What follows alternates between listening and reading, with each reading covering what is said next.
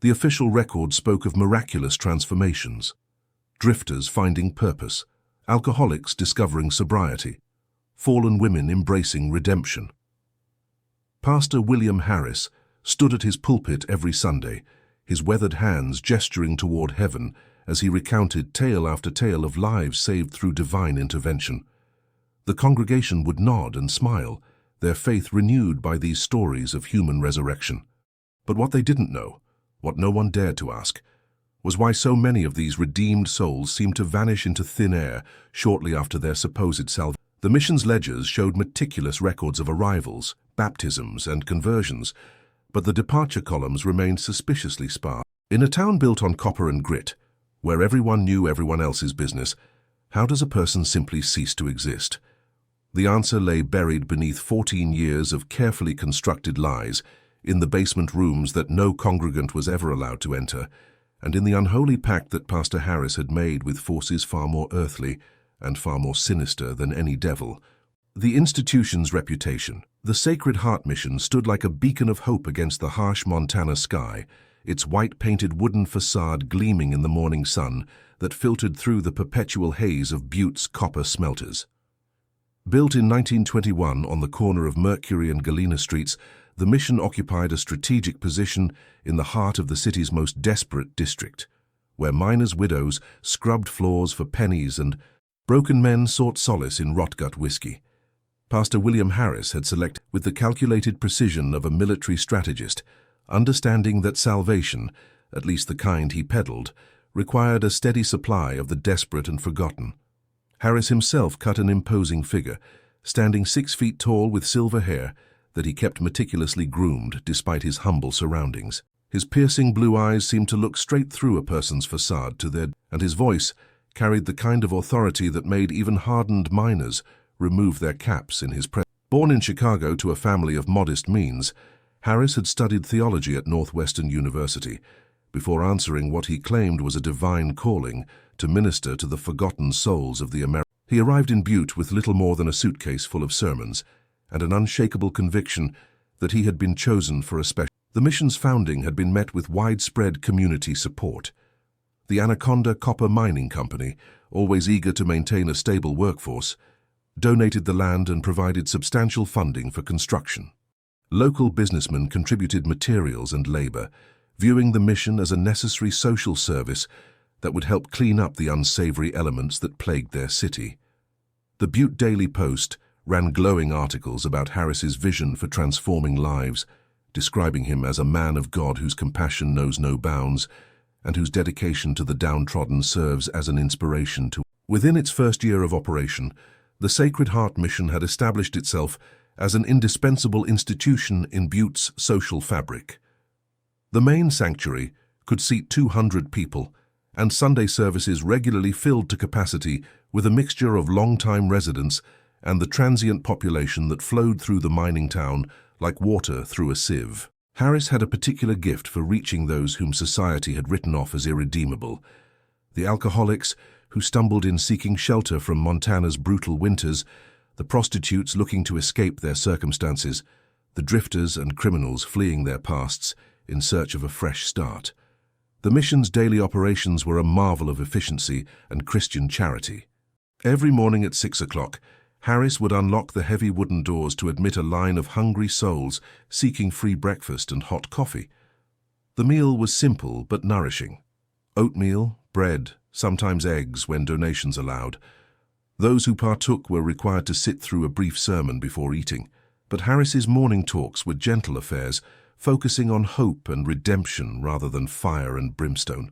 After breakfast, able-bodied men were often directed to work crews that Harris had organized, performing maintenance and construction work around the city for modest wages that helped fund the mission's operations. The afternoon hours were dedicated to individual counseling sessions, where Harris would meet privately with those seeking guidance or struggling with particular demons. His small office, located just off the main sanctuary, became a confessional of sorts, where hardened criminals would break down in tears and broken women would find the courage to speak of their suffering. Harris had an uncanny ability to identify exactly what each person needed to hear, whether it was forgiveness, purpose, or simply the assurance that someone cared. These sessions often led to formal, elaborate ceremonies, where the penitent would publicly renounce their former life and pledge themselves to a path of righteousness. Evening services were when Harris truly came alive as a preacher. His sermons were theatrical productions that could last for hours, complete with dramatic lighting effects achieved through the clever manipulation of kerosene lamps. He would stalk the sanctuary like a caged lion, his voice rising and falling in perfect rhythm with the emotions he sought to evoke in his audience.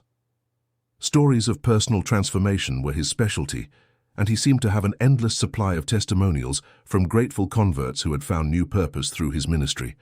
The congregation would weep openly as he described how a former thief had become a devoted family man, or how a woman of ill repute had discovered the joy of virtuous motherhood.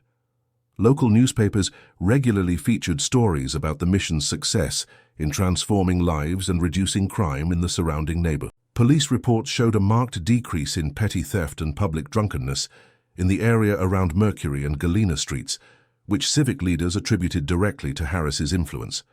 Business owners reported fewer problems with vagrancy and disturbances, and several prominent citizens publicly credited the mission with making their community a safer, more moral place to live and work. The mission's reputation extended far beyond Butte's city limits.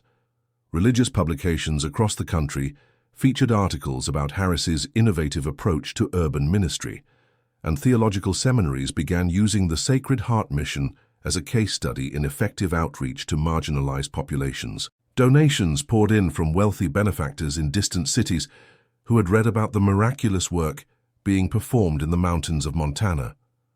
Harris carefully cultivated these relationships through detailed correspondence, providing regular updates on the mission's progress and specific examples of lives that had been saved through the generosity of his supporters. By 1925, the Sacred Heart mission had become such a respected institution that it was virtually above criticism or scrutiny. Harris served on the city's Public Morals Committee and was frequently consulted by local officials on matters of social policy. The mayor, a devout Catholic named Thomas Lambert, considered Harris a personal friend and often attended evening services with his. When the state legislature passed new vagrancy laws in 1926, Harris was invited to testify about the effectiveness of religious intervention in addressing homelessness and criminal behavior. The mission's physical expansion reflected its growing influence and reputation. In 1924, Harris had added a dormitory wing that could house up to 50 residents, providing temporary shelter for those working to rebuild their lives. The facility included workshop spaces where converts could learn practical trades like carpentry and metalworking, skills that would supposedly help them secure legitimate employment once they completed their rehabilitation. A small medical clinic was established in 1926, staffed by volunteer doctors who provided basic health care to the mission's clients free of charge. Harris's personal life was as carefully curated as his public ministry. He lived in modest quarters above the mission's main office, maintaining the appearance of a man who had sacrificed worldly comfort for spiritual calling. He never married, claiming that his dedication to God's work left no room for earthly attachments, though several prominent families had attempted to arrange suitable matches for such a respected community leader. His only apparent vice was an appreciation for fine tobacco, which he claimed helped him focus during long hours of sermon preparation and counseling sessions. The financial support for the mission's operations came from a diverse array of sources, all meticulously documented in ledgers that Harris maintained with obsessive precision. The Anaconda Company provided regular monthly contributions, viewing their support as both Christian charity and sound business investment in maintaining social stability. Local churches of various denominations contributed funds and volunteers, setting aside their theological differences in recognition of the mission's practical value to the community. Individual donors, ranging from wealthy mining executives to working-class families who gave what little they could spare, provided the bulk of the operating budget. As 1927 approached, the Sacred Heart Mission stood as perhaps the most respected and successful religious institution in all of Montana. Harris had achieved something remarkable. He had created an organization that served the practical needs of a rough frontier community while maintaining the moral authority that came with genuine religious conviction. Politicians sought his endorsement, business leaders consulted his advice, and ordinary citizens viewed him as a living saint whose presence made their city a better place. The foundation of trust and respect that he had so carefully constructed over 6 years would prove essential to concealing the darkness that was about to unfold behind the mission's gleaming white walls. Ignored signs. The first troubling sign emerged in the spring of 1927, though it would be years before anyone recognized its significance. Martha Steele, a widow who operated a boarding house on West Galena Street, approached the Butte police with concerns about one of her former tenants, a drifter named Carl Bennett, who had been staying at the Sacred Heart Mission. Bennett had been a regular at her establishment for nearly 3 months, always punctual with his modest rent payments and generally well-behaved despite his obvious struggles with alcohol. In March, he had excitedly told her about his conversion experience and his plans to start a new life under Pastor Harris's guidance. He was like a different man, Steele later recalled, in a statement that would surface decades later in the files of a disbanded police investigation. Sober for the first time since I'd known him, talking about finding work at the mines, even mentioned writing to a sister back in Ohio. Said Pastor Harris was going to help him get right with the Lord and right with the world. But after moving into the mission's dormitory in early April, Bennett had simply vanished. His few possessions remained in Steele's boarding house, including a worn leather wallet containing a photograph of a young woman and a child, presumably the sister and niece he had spoken of contacting. When Steele inquired at the mission about Bennett's whereabouts, Pastor Harris had been polite, but vague in his response. He explained that many converts experienced a period of intense spiritual struggle after their initial awakening, sometimes leading them to leave suddenly without. The devil fights hardest, Harris had told her, when he realizes he's losing a soul. Some men must wrestle with their demons in solitude before they can truly embrace salvation. The explanation seemed reasonable enough at the time, and Steele eventually donated Bennett's belongings to charity and forgot about the incident. Similar disappearances began occurring with disturbing regularity, though the pattern was not immediately apparent to anyone outside the mission. The very nature of the transient population that the Sacred Heart Mission served worked in Harris's favor. These were people with few connections, limited resources, and often questionable pasts that made them unlikely to be missed or searched for when they vanished.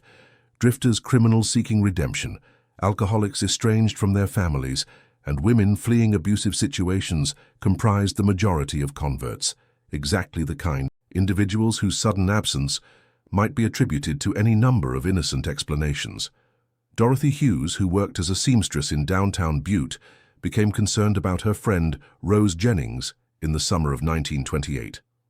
Jennings had been struggling with laudanum addiction following a mining accident that killed her husband, and she had turned to the Sacred Heart Mission for help after losing her job and facing eviction from her. Like Bennett before her, Jennings had experienced what appeared to be a genuine spiritual transfer under Harris's guidance. She had stopped using laudanum, found part-time work cleaning houses, and had even begun attending regular Sunday services with Hughes. Rose was getting her life back together, Hughes told anyone who would listen. She was making plans, talking about maybe opening a small laundry business once she'd saved enough money. She wasn't the type to just run off without saying goodbye. But in August 1928, Jennings failed to appear for work 3 days in a row. When Hughes inquired at the mission, she was told that Jennings had experienced a relapse and had left town in shame, too embarrassed to face those who had supported her recovery. Harris had even provided a forwarding address in Denver, claiming that Jennings had gone to stay with relatives once again. Hughes found this explanation difficult to accept, knowing that Jennings had frequently spoken about having no family left after her. She wrote to the Denver address provided by Harris, but her letters were returned as undeliverable. When she pressed Harris for more information, he became noticeably irritated and suggested that Hughes's continued inquiries might actually be hampering Jennings's recovery by preventing her from making a clean break with her past. Sometimes, he had said with barely concealed annoyance, the kindest thing we can do for someone is allow them to disappear completely and start over somewhere else. The pattern continued throughout the late 1920s and early 1930s, with an average of 7 to 8 converts, vanishing each year after periods of apparent spiritual progress and social rehabilitation. Each disappearance was accompanied by a plausible explanation from Harris. The individual had suffered a relapse and fled in, had been offered employment in another city, or had been reunited with estranged family members who had agreed to give them another chance. These explanations were always delivered with just enough detail to seem credible, but not so much that they could be easily verified by concerned parties. The Butte Police Department, such as it was in those days, showed little interest in investigating the disappearances of individuals they considered to be society's dregs.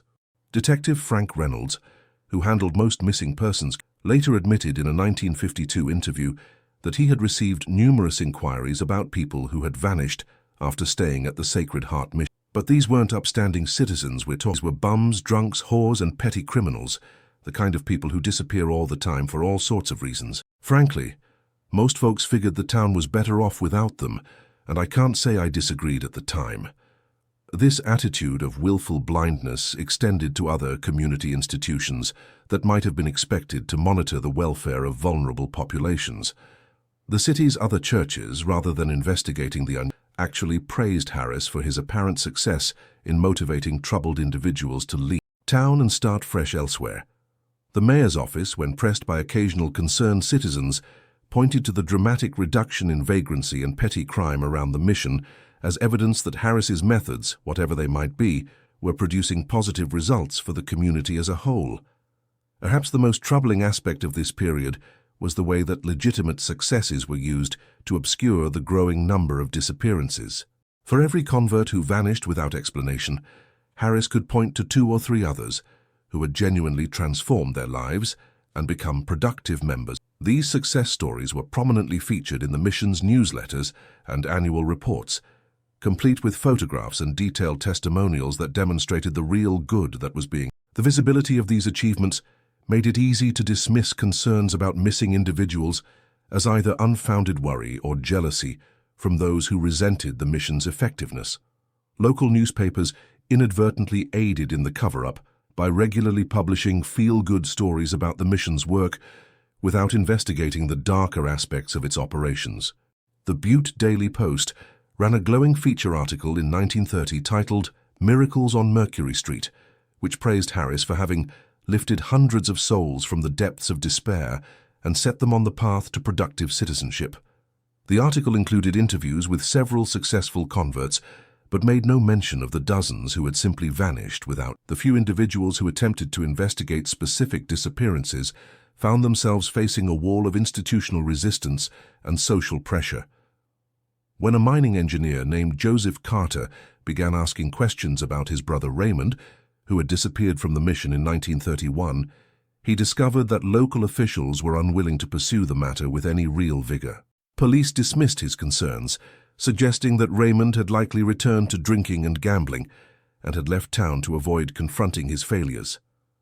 Harris himself was sympathetic but unhelpful, claiming that Raymond had spoken of heading to California to look for work in the oil fields. Carter's persistence in pursuing the matter actually began to damage his own reputation in the community. Business associates started avoiding him, viewing his obsession with his brother's disappearance as unseemly and potentially harmful to the mission's valuable work. After months of fruitless investigation, Carter was quietly encouraged by his employer to transfer to a company facility, effectively ending his inquiries into. By 1933, the pattern of disappearances had become so routine that it barely registered with most observers. The mission continued to receive glowing coverage in the press, substantial donations from wealthy benefactors, and official recognition from government authorities. Harris had achieved something remarkable. He had made the systematic disappearance of vulnerable people appear to be evidence of his organization's success rather than a sign of something deeply wrong.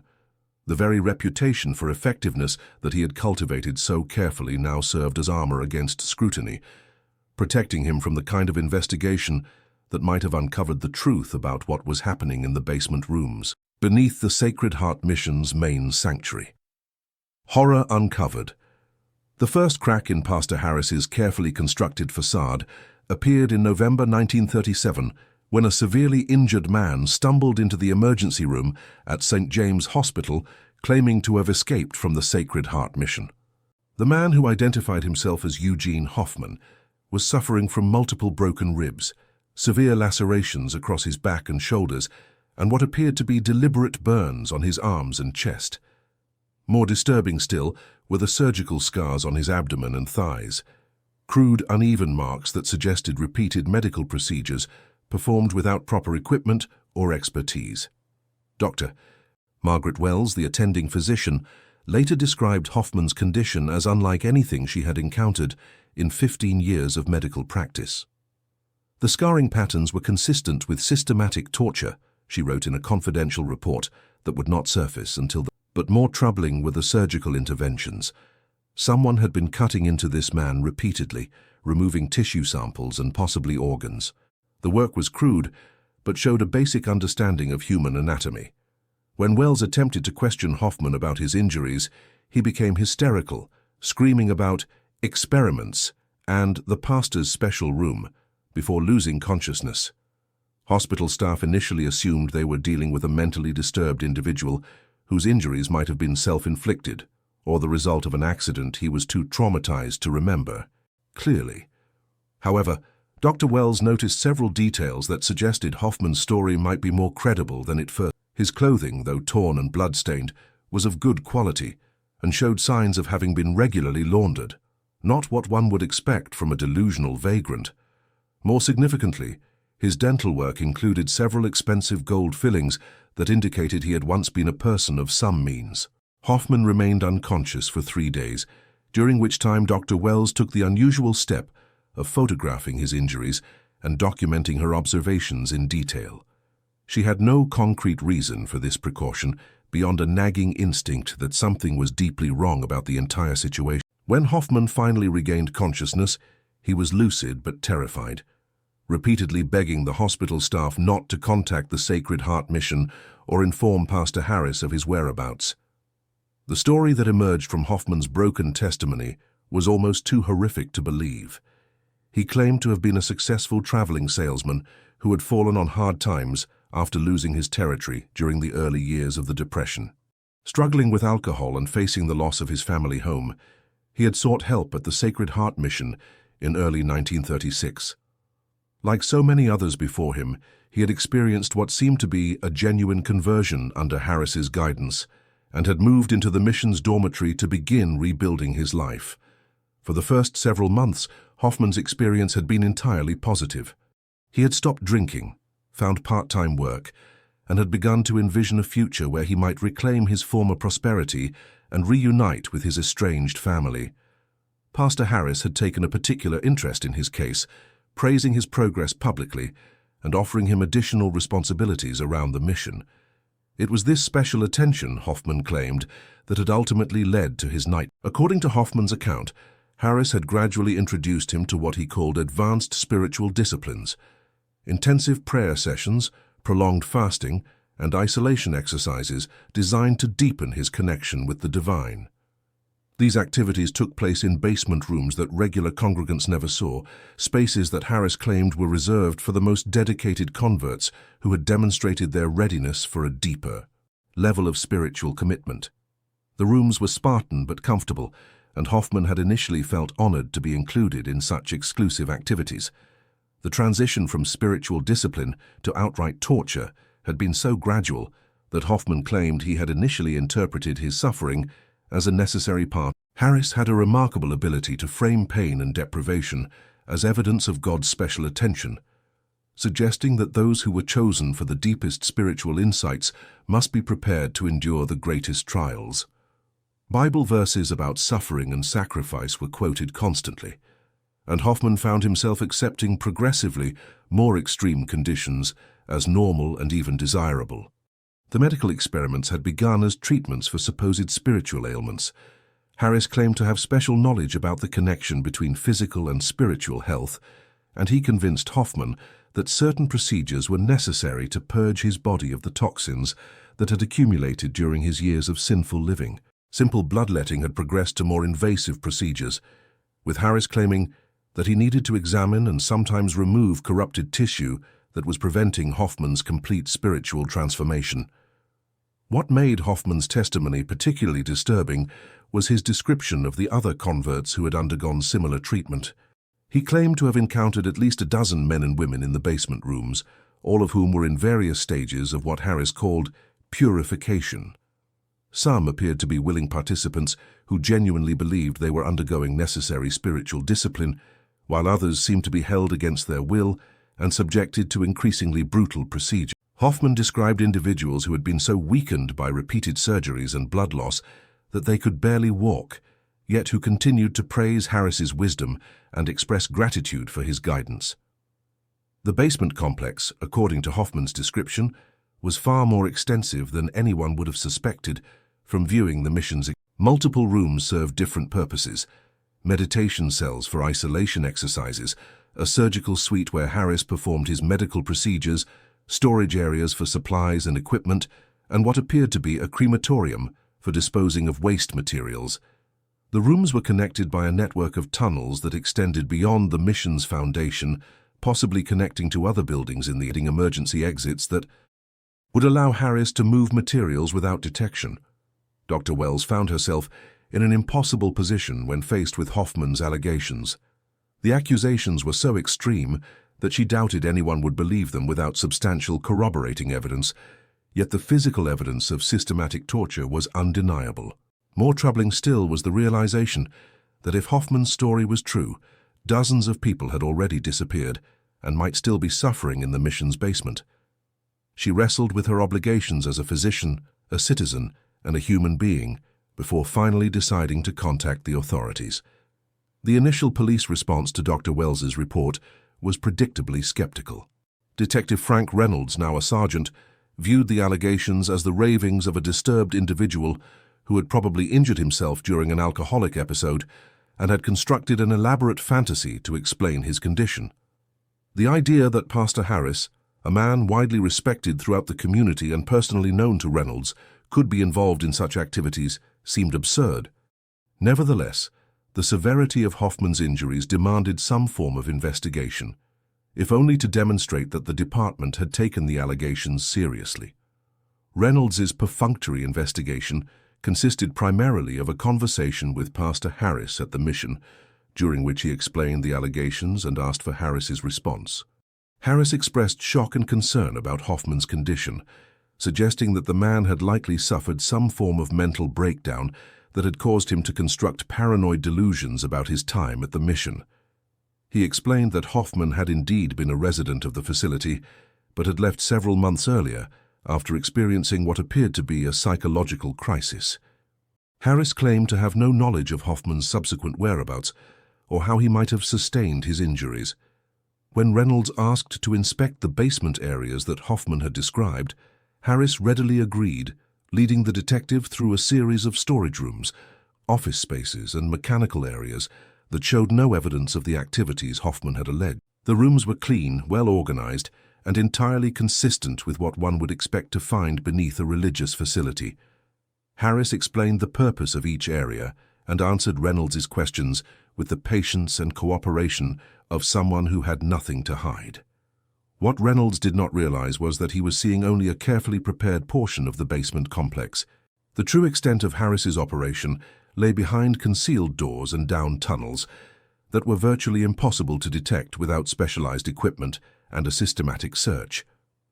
The surgical suite had been hastily cleaned and converted back to an innocent-appearing storage room, while the more damning evidence had been moved to deeper areas that Harris was confident would never be discovered during a casual inspection.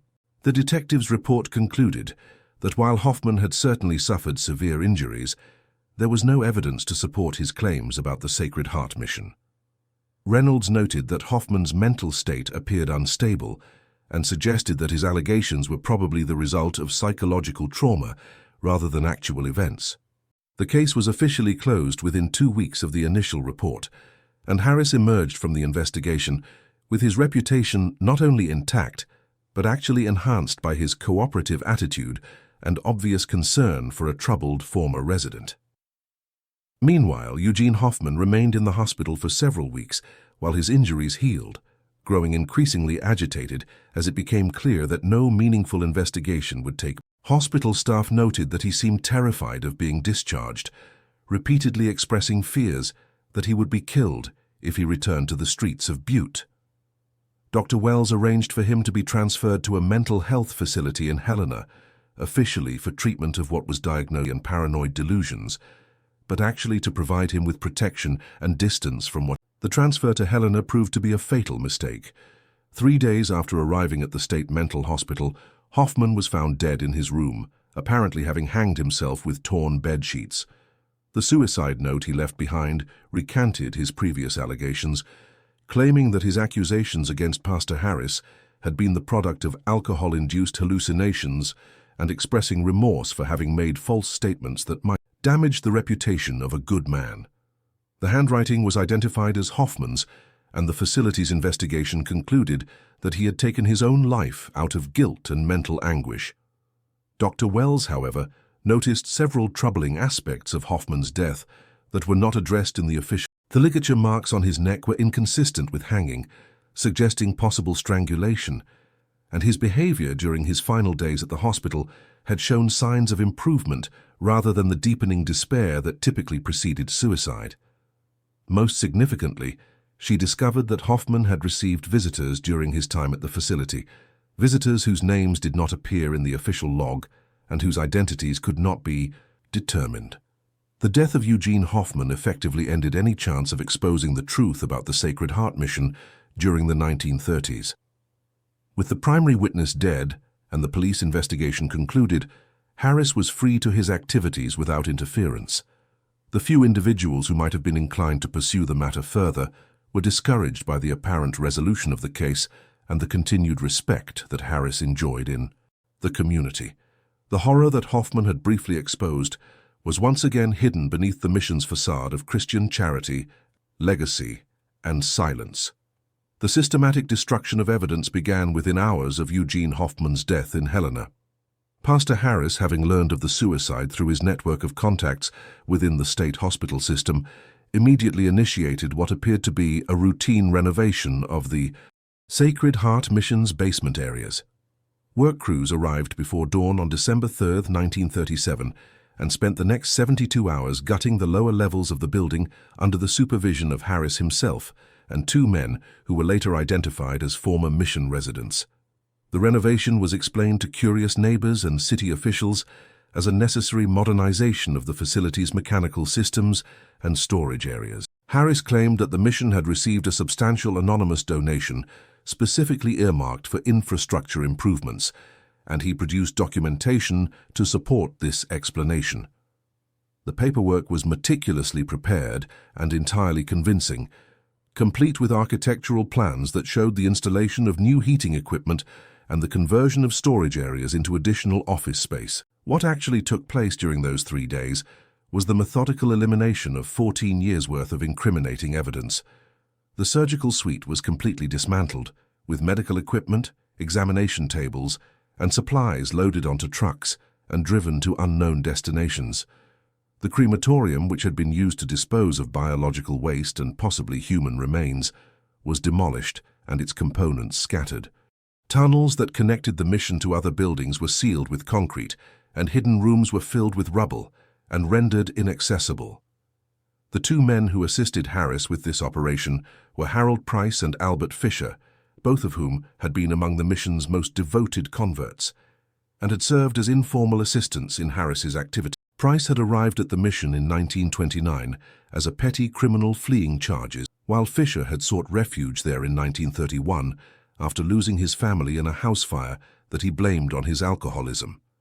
Both men had undergone the same gradual indoctrination process that had ensnared so many others, but unlike their fellow converts, they had proven useful enough to have been spared the worst aspects. In the weeks following the basement renovation, Price and Fisher began to exhibit signs of extreme psychological distress. Neighbors reported that both men had become increasingly erratic in their behavior, talking to themselves, suffering from obvious insomnia, and displaying what appeared to be symptoms of severe guilt and anxiety. Fisher was observed weeping uncontrollably during Sunday services, while Price began drinking heavily, despite his years of apparent sobriety. Harris publicly attributed their deteriorating mental state to the stress of the renovation work and the grief they felt over Eugene Hoffman's tragic suicide. On January 15, 1938, Harold Price was found dead in his small apartment above a downtown hardware store, apparently having overdosed on a mixture of alcohol and barbiturates.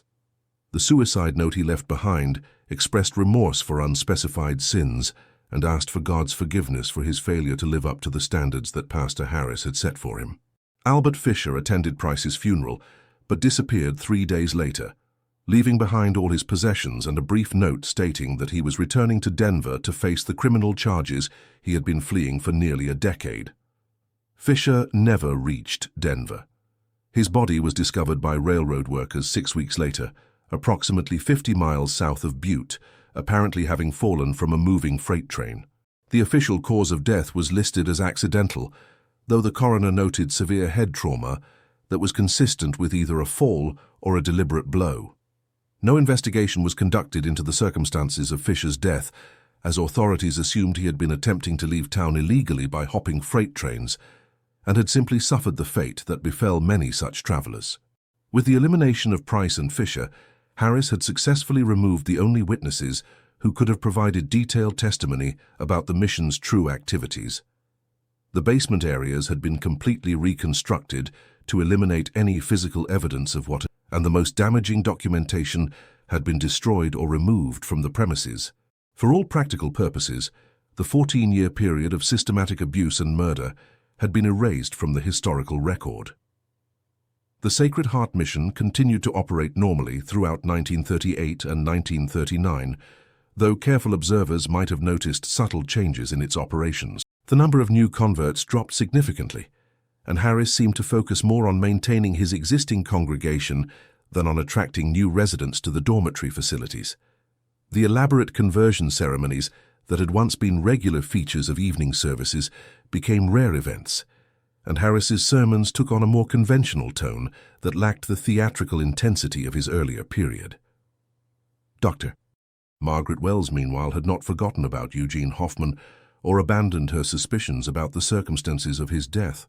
Unable to pursue an official investigation, she began conducting her own quiet inquiry into the mission's history and the pattern of disappearances that she suspected had been taking place for years. Working with hospital records, newspaper archives, and her own network of contacts within Butte's medical community, she slowly assembled a list of individuals who had vanished after seeking help at the Sacred Heart mission. Wells's research revealed a disturbing pattern that extended far beyond what Eugene Hoffman had described in his testimony. She identified at least 43 people who had disappeared from the mission between 1923 and 1937, though she suspected the actual number was significantly higher. The missing individuals included men and women of various ages and backgrounds, but they shared certain characteristics that made them ideal victims. They were transients with few local connections. They were struggling with addiction or other personal problems that might explain their sudden departure, and they were vulnerable to manipulation by a charismatic authority figure. The doctor's investigation also uncovered financial irregularities that suggested Harris had been profiting from his crimes in ways beyond mere sadistic pleasure. Several of the missing individuals had possessed valuable assets at the time of their disappearance: life insurance policies, property deeds, savings accounts, and other holdings that could have provided substantial income if properly transferred. Wells discovered evidence that at least 3 life insurance policies had been claimed after the supposed deaths of mission residents, with the proceeds going to charitable organizations that were later revealed to be controlled by Harris himself. More disturbing still was Wells's discovery that Harris had been corresponding with medical schools and research institutions about obtaining cadavers for anatomical study. The letters, which she found in the archives of the University of Montana's medical program, showed that Harris had offered to provide a steady supply of unclaimed bodies from individuals who had died while receiving care at the mission. The payments for these cadavers, while modest, would have provided a significant supplementary income stream that helped fund the mission's operations. As Wells continued her investigation, she began to attract unwanted attention from unknown parties who seemed determined to discourage her efforts. Her home was broken into twice during the summer of 1939, though nothing appeared to be stolen on either occasion. She received anonymous telephone calls warning her to abandon her unhealthy obsession with past events that were better left undisturbed. Her supervisor at St. James Hospital suggested that she consider transferring to another facility, claiming that her performance had become erratic and that she seemed to be suffering from stress-related problems. The campaign of intimidation reached its climax in September 1939, when Wells's automobile was tampered with in what appeared to be an attempt to cause a fatal accident. Quick action by a mechanic who noticed loose wheel bolts likely saved her life. But the message was clear.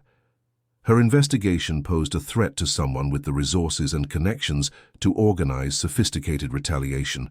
Faced with the choice between pursuing justice for Eugene Hoffman and protecting her own safety, Wells reluctantly decided to abandon her research and accept a transfer to a hospital in San Francisco.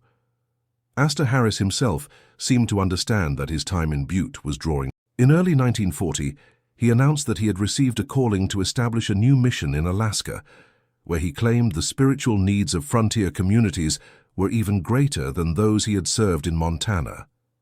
The congregation received this news with genuine sadness, as Harris had been a beloved figure in their community for nearly 2 decades. A farewell celebration was held in March 1940, with testimonials from prominent citizens and generous donations to support his future ministry. The Sacred Heart Mission was officially closed in April 1940, with its assets transferred to the Catholic Diocese of Helena and its building sold to a mining company that planned to convert it into administrative offices. Harris departed Butte with the same dignity and respect he had maintained, leaving behind what appeared to be an unblemished record of service to the community's most vulnerable residents.